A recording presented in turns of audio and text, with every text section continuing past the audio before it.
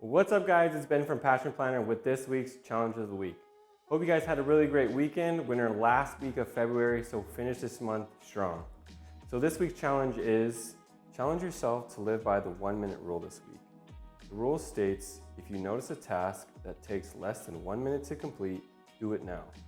By doing the little task we usually put off, we can effortlessly reduce the length of our to-do lists. To take it a step further, go through your work and your personal to-do list, look at the items on your list and ask yourself, is this something that I can do under 1 minute? And if it is, then do it.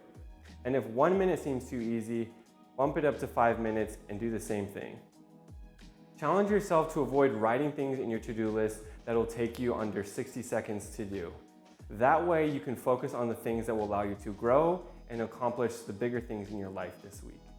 Don't get bogged down in procrastinating on things that will have little impact on your life. So remember, practice makes perfect.